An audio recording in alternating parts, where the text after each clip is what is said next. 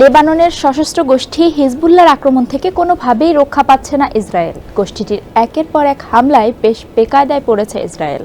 এমন অবস্থায় গত ২১ জুন ইসরায়েলের প্রতিরক্ষামন্ত্রী ইয়োভ গ্যালান্ট বলেছেন, আমরা লেবাননের আকাশ ও স্থলপথে হামলা চালানোর প্রস্তুতি নিচ্ছি। কিন্তু তাহলে বেশি ঝুঁকিতে পড়বে খোদ ইসরায়েলি, কারণ এরই মধ্যে দেশটির অভ্যন্তরে প্রবেশের সক্ষমতা তৈরি হয়েছে হিজবুল্লাহর। এই অঞ্চলে বৃহত্তর যুদ্ধের হুমকিও দিয়ে রেখেছে গোষ্ঠীটি। চলুন জেনে নেই কী ধরনের আক্রমণ চালাচ্ছে হিজবুল্লাহ, এসব আক্রমণের জবাব কি হতে পারে আর কি রয়েছে তাদের অস্ত্র ভাণ্ডারে। সঙ্গে আছি আমি রুকাইয়া জহির।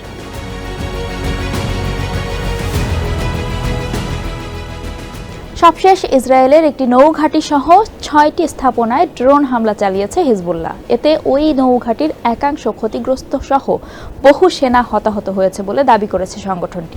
২১ জুন নিখুঁতভাবে আঘাত হানতে সক্ষম এক ঝাঁক আত্মঘাতী কামিকাজের ড্রোন দিয়ে ওই হামলা চালানো হয়। এক বিবৃতিতে হিজবুল্লাহ জানিয়েছে, ড্রোনগুলো ইসরায়েলের রাস আন নাকুরা ঘাঁটিতে অবস্থিত এমন কয়েকটি ভবনে নিখুঁতভাবে আঘাত হেনেছে।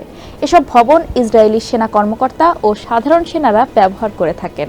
হামলায় নৌঘাঁটিটির একাংশ ক্ষতিগ্রস্ত হয়েছে এবং নিশ্চিতভাবে বহু সেনা হতাহত হয়েছে। এর আগে ২০ জুন দক্ষিণ লেবাননের দেরকিভা শহরে হামলা চালায় ইসরায়েলি বাহিনী, যাতে একজন হিজবুল্লাহ যোদ্ধা নিহত হন। এর প্রতিবাদেই শুক্রবারের হামলা চালায় হিজবুল্লাহ।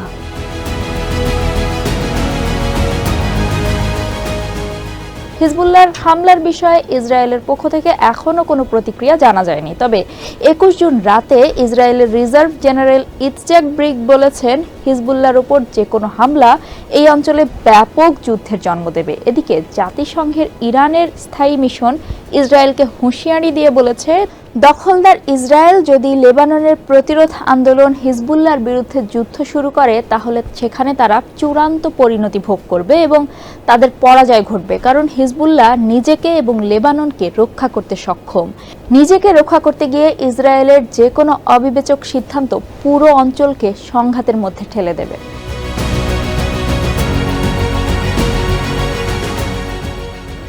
জুন ইসরায়েলের কর্মকর্তারা যুক্তরাষ্ট্রকে জানিয়েছেন, দক্ষিণ গাজা থেকে সামরিক সরঞ্জাম উত্তর ইসরায়েলে সরিয়ে নেওয়ার পরিকল্পনা করছেন তারা। হিজবুল্লাহর বিরুদ্ধে সম্ভাব্য অভিযানের প্রস্তুতি হিসেবেই এমনটা করা হতে পারে। তবে যুক্তরাষ্ট্রের একজন কর্মকর্তা বলছেন, আমাদের পর্যালোচনা বলছে আয়রন ডোমের বেশ কয়েকটি ব্যাটারির পাল্টা হামলা ঠেকানোর পুরো সক্ষমতা নেই। হিজবুল্লাহর মহাসচিব সাইয়েদ হাসান নাসরুল্লাহ হুঁশিয়ারি করে বলেছেন, সর্বাত্মক যুদ্ধ শুরু করলে ইসরায়েলের কোনো স্থানই নিরাপদ থাকবে না। আর এরই মধ্যে ইসরায়েলের অভ্যন্তর থেকে নেওয়া ড্রোন ফুটেজ প্রকাশ করেছে তারা। এতে প্রমাণিত যে ইসরায়েলের অভ্যন্তরে প্রবেশের সক্ষমতা তৈরি হয়েছে তাদের।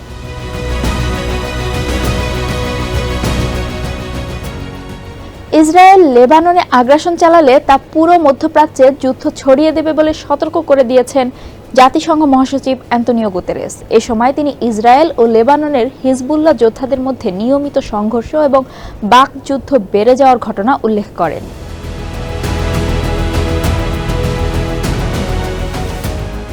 হিজবুল্লাহর হাতে যেসব ক্ষেপণাস্ত্র, ড্রোন ও রকেট আছে, সেগুলোর সক্ষমতা ফিলিস্তিনি স্বাধীনতাকামী সংগঠন হামাসের অস্ত্রশস্ত্রের চেয়ে অনেক বেশি। যদিও হিজবুল্লাহর এসব ক্ষেপণাস্ত্র ও ড্রোনের বেশিরভাগই স্বল্প পাল্লার। এরপরও সেগুলোর কিছু কিছু ইসরায়েলের বেশ ভেতরে সুনির্দিষ্ট লক্ষ্যবস্তুতে আঘাত হানতে পারে।